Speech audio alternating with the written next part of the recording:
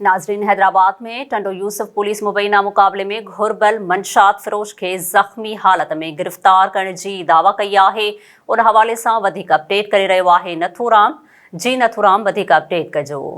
हाँ जी बिल्कुल, हैदराबाद के टंडो यूसुफ पुलिस पारा मुबैना मुकाबले बाद मनशियात डीलर के गिरफ़्तार करण जी दावा कई वई है। पुलिस तर्जुमान पधराई कंदे जणायो है त भट्टी ॻोठ लिंक रोड वेझो फतेहबाग गेट वटि चेकिंग दौरान जवाबदारनि सां मुक़ाबलो थी पियो।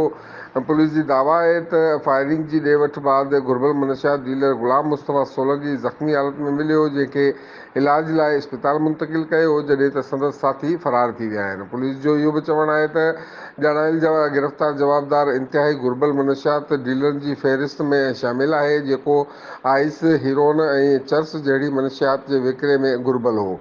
पुलिस जी दावा है त जवाबदार जे कब्ज़े मां हिकु पिस्टल, गोलियूं ऐं भारी मिक़दार में चर्स मिली आहे। तर्जुमान जे मुताबिक़ मनशियात डीलर ग़ुलाम मुस्तफ़ा सोलंकी ख़िलाफ़ टंडो यूसुफ थाणे ते पुलिस मुक़ाबले, गैर क़ानूनी हथियार रखण ऐं मनशियात जा 3 मुख़्तलिफ़ केस दाख़िल कया विया आहिनि, जॾहिं त जवाबदार खां वधीक जांच कई पई वञे।